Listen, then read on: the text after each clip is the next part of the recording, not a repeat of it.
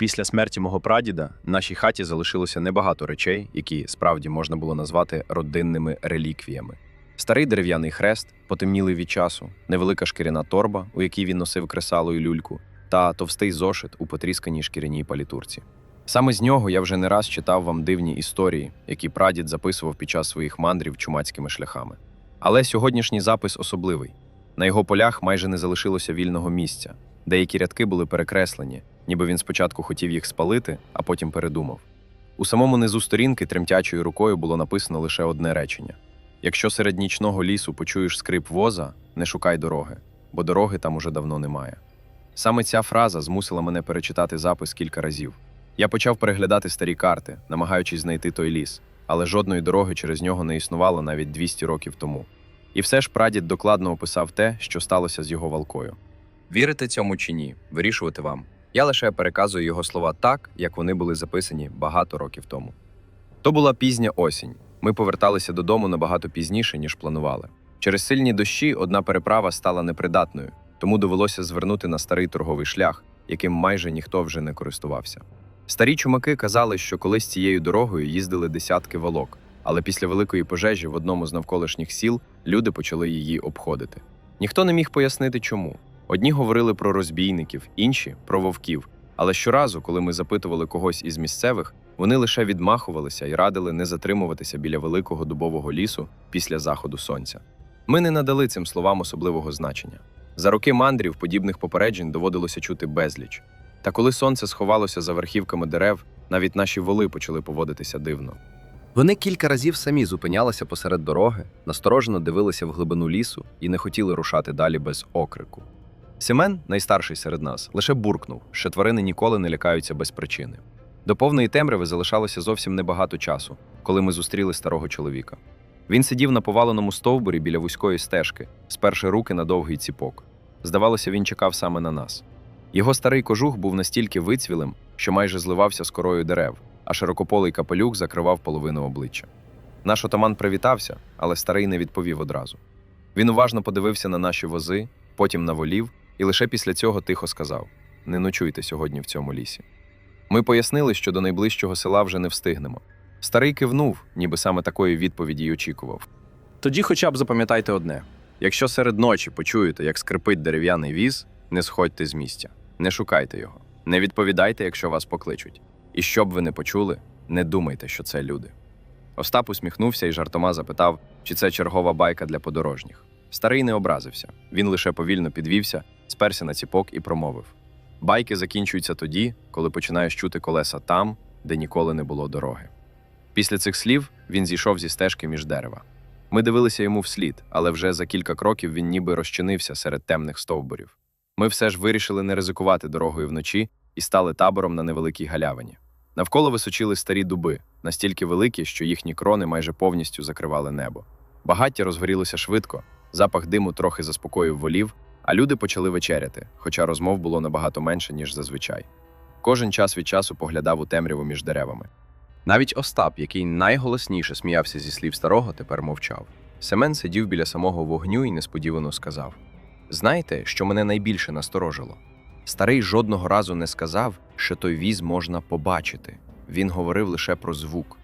Ми не встигли нічого відповісти, бо саме в цю мить десь дуже далеко, за лісом, почувся ледь помітний скрип. Спочатку він був настільки тихим, що я подумав, ніби це старий дуб хитається від вітру. Але звук повторився ще раз, потім ще. Це був рівний, розмірений скрип дерев'яного колеса, яке повільно котилося нерівною дорогою. Ми переглянулися. Вітру не було. Листя на деревах навіть не ворушилося. І найстрашніше, усі ми добре знали, що навколо галявини немає жодної дороги, якою міг би їхати віз.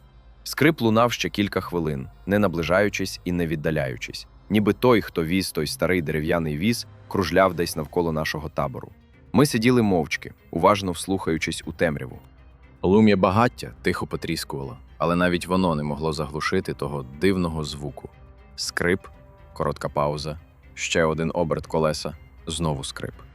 Він був таким виразним, що можна було майже уявити важкі дерев'яні колеса, оббиті залізом, які повільно перекочуються через старі корені.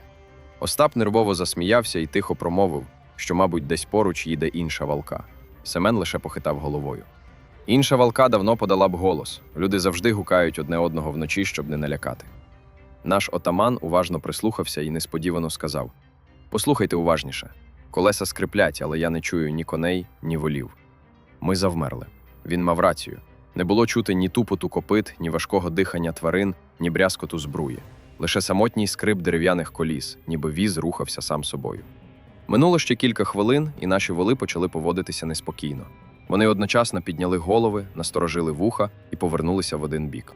Потім найстаріший із них зробив крок назад, натягнувши мотузку, і тихо заревів.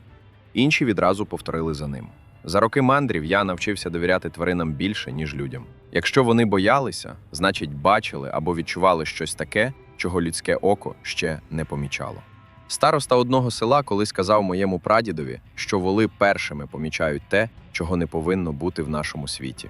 Тоді ми лише посміялися з цих слів. Тепер уже ніхто не сміявся. Раптом скрип припинився. Так само несподівано, як і почався. Настала така тиша, що було чути, як десь високо над деревами падає сухий жолудь. Ми ще кілька хвилин сиділи, не ворушачись. Остап уже хотів щось сказати, але Семен жестом наказав мовчати. І саме тоді з темряви долинув людський голос. Він був тихим, трохи хриплим, і лунав так, ніби людина стояла зовсім близько за деревами. «Люди добрі, допоможіть!» Ми всі здригнулися. Голос був старечим і дуже втомленим. Застряг у лісі, колесо зламалося.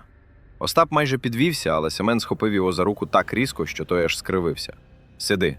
Голос повторився. Цього разу він звучав ближче. «Є тут хто живий?» Наш отаман тихо відповів: «Не озивайтеся». Ми сиділи мовчки. Здавалося, навіть багаття горіло тихіше. Минуло кілька довгих секунд, і голос змінився. Тепер він уже кликав не всіх, а когось одного. «Семене, допоможи». Старий чумак повільно підвів очі. Я бачив, як змінився його погляд. «Звідки він знає моє ім'я?» Ледь чутно прошепотів він. Ніхто не відповів. Голос знову повторився, але тепер він став зовсім іншим. Він уже не був хрипким. Він звучав молодо. Так, ніби говорив рідний брат Семена. «Семене, це я. Не залишай мене». Семен зблід. Він дивився в темряву так, ніби справді впізнав цей голос. Я тихо торкнувся його плеча. Він здригнувся, ніби прокинувся від тяжкого сну, і відразу перехрестився. «Цього не може бути», – прошепотів він. «Мій брат загинув ще 20 років тому». Саме тоді скрип коліс почувся знову. Але тепер він лунав уже не десь у лісі.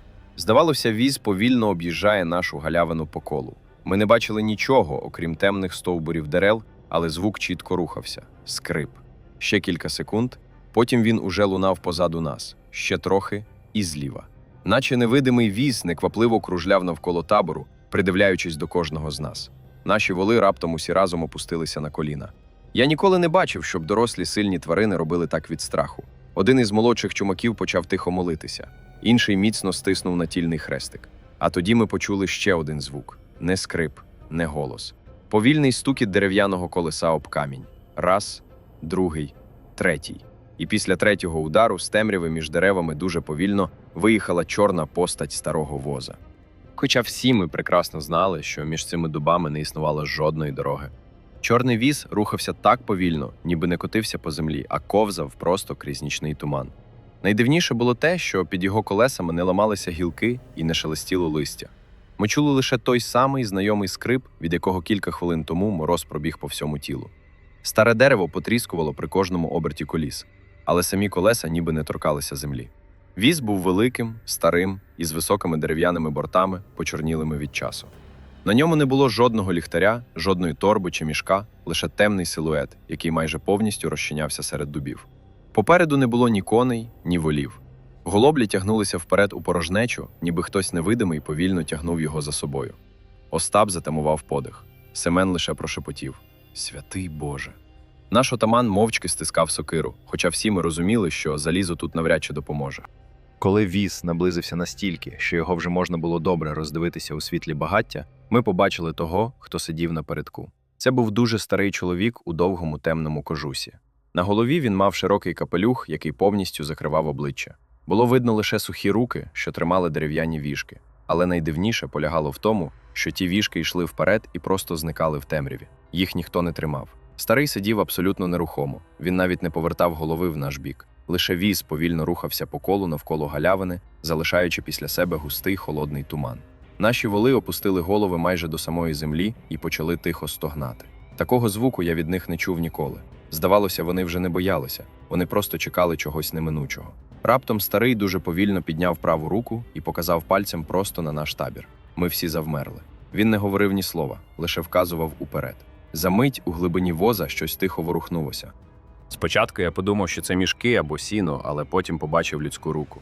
Вона повільно звисла через дерев'яний борт. За нею показалася ще одна, потім ще. Усередині воза лежали люди, десятки людей.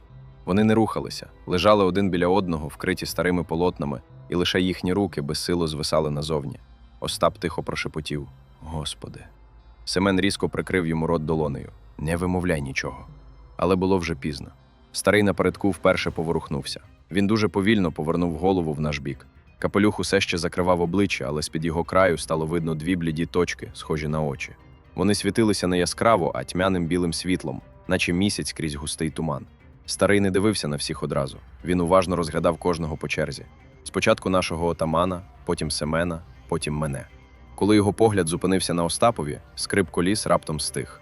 Віз завмер. У лісі настала абсолютна тиша. Навіть багаття ніби перестало потріскувати. Старий дуже повільно підняв ліву руку і легенько постукав по дерев'яному борту воза. Раз, другий, третій. І після третього стуку з глибини воза почав долинати тихий шепіт. Спочатку ми не могли розібрати слів. Здавалося, багато людей одночасно говорили пошепки. Потім окремі голоси стали чіткішими. Кожен із нас почув щось своє. Я почув голос свого покійного батька. Він спокійно кликав мене по імені і говорив, що давно чекає на мене. Семен пізніше зізнався, що чув дружину, яка померла від гарячки багато років тому. Наш отаман почув голос маленької доньки, яку поховав ще немовлям. Кожен чув того, за ким найбільше тужив. І що страшніше, голоси не благали. Вони говорили так спокійно і лагідно, що хотілося зробити лише один крок уперед, аби ще раз почути їх ближче.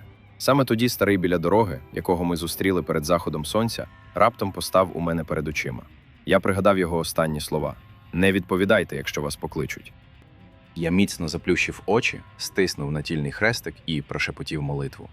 Коли я знову відкрив очі, побачив, що Остап уже підвівся.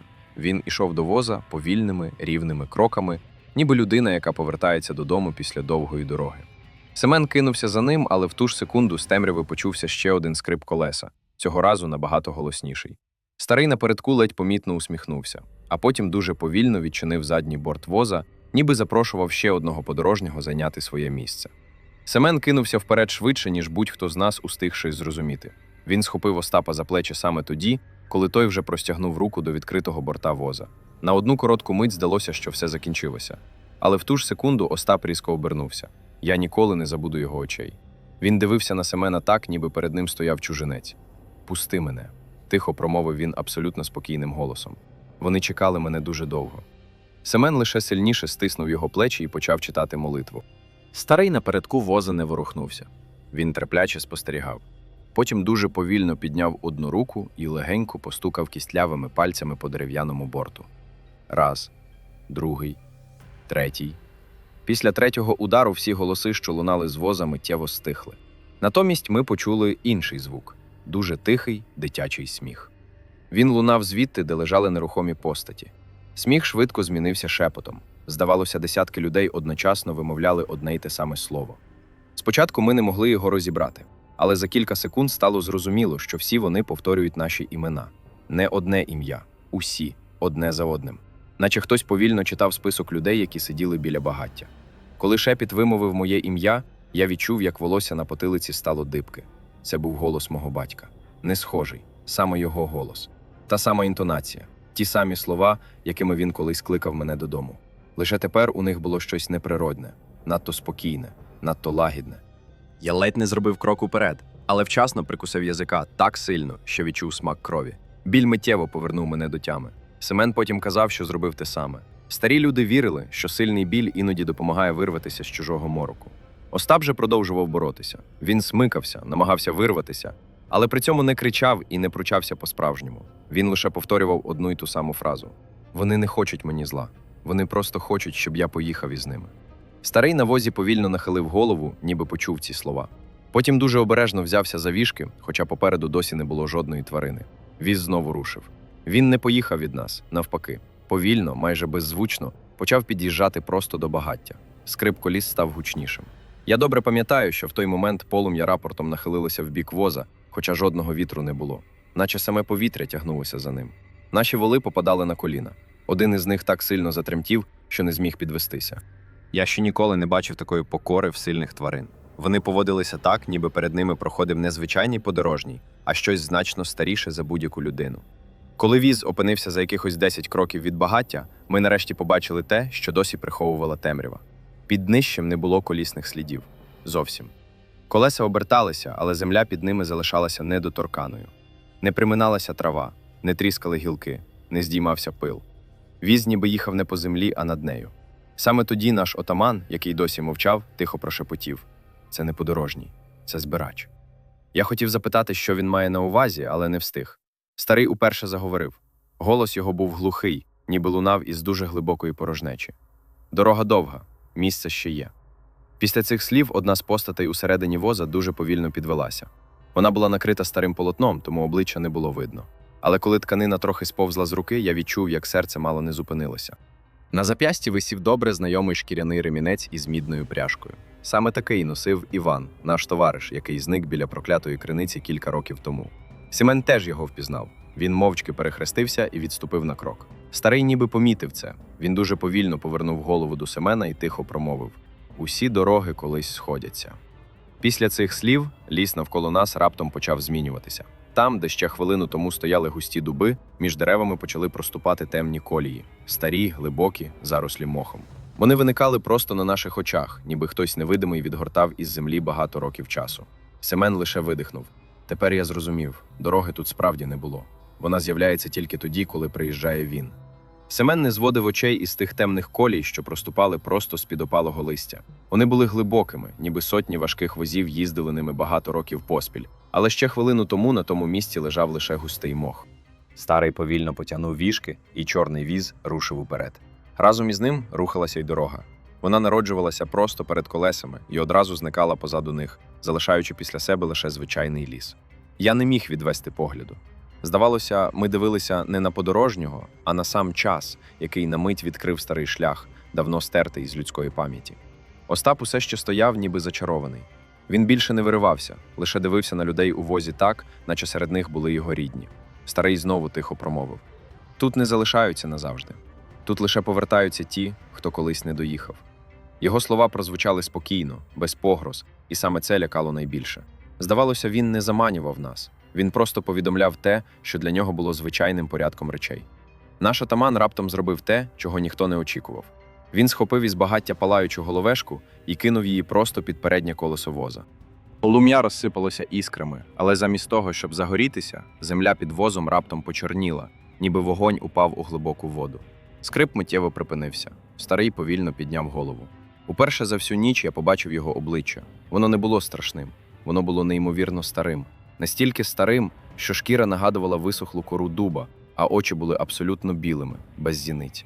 Він дивився не зі злобою, а з якоюсь нескінченною втомою. Потім дуже тихо сказав: «Знову». Люди навчилися боятися. Від цих слів холод пройшов по всьому тілу. Семен пізніше казав, що саме ця фраза налякала його більше, ніж усе побачене тієї ночі. Бо в ній не було ненависті, лише сум людини, яка багато століть поспіль виконує одну й ту саму роботу. Старий ще раз торкнувся віжок, але цього разу віз не рушив. Замість цього всі постаті, що лежали всередині, одночасно дуже повільно повернули голови в наш бік. Ми так і не побачили їхніх облич. Полотна повністю закривали їх, але було добре видно, що всі вони дивляться саме на нас. У ту ж секунду ліс наповнився дивним шепотом. Він лунав не з воза і не з дерев. Здавалося, що самі дуби почали говорити. Кожен стовбур тихо потріскував, складаючи звуки в слова, яких неможливо було зрозуміти. Повітря стало важким, а багаття майже згасло. Наш отаман голосно почав читати молитву. Ми підхопили її всі разом. Спочатку слова плуталися від страху, але чим голосніше ми молилися, тим слабшим ставав шепіт. Старий мовчки слухав, потім злегка нахилив голову, ніби визнав нашу впертість, і дуже повільно потягнув віжки на себе. Скрип коліс почувся востаннє. Віз почав віддалятися. Разом із ним повільно зникали й ті дивні колії. Ще кілька секунд було видно темний силует між дубами, потім усе розчинилося в густому тумані. Лише скрип ще довго лунав десь у глибині лісу, стаючи дедалі тихішим, поки зовсім не зник. Ми не спали до самого світанку. Ніхто навіть не намагався заплющити очі. Щойно перші промені сонця пробилися крізь дерева, ми почали уважно оглядати місце, де стояв віз. Там не було жодного сліду, ні коліс, ні людських ніг. Лише біля самого краю галявини лежало маленьке дерев'яне колесо від дитячої іграшки. Воно було настільки старим, що дерево розсипалося від одного дотику. Семен підняв його і довго мовчав. Потім дуже тихо сказав: «Це не він забирає людей. Це люди самі сідають у його віз». Ми не зрозуміли цих слів тоді. Лише багато років по тому, коли я переглядав записи прадіда, помітив одну дивну річ. Майже в кожній його історії, незалежно від того, чи йшлося про прокляту криницю, спалену церкву або лісового дроворуба, іноді з'являлася одна коротка згадка. Десь далеко лунав скрип старого воза. Прадід ніколи не пояснював цього. Лише один раз, уже наприкінці життя, на полях зошита він дописав: «Якщо почуєте його двічі за одне життя, вважайте, що вам дуже пощастило. Якщо тричі, більше нікому про це не розкажете». Саме після цих слів запис закінчувався.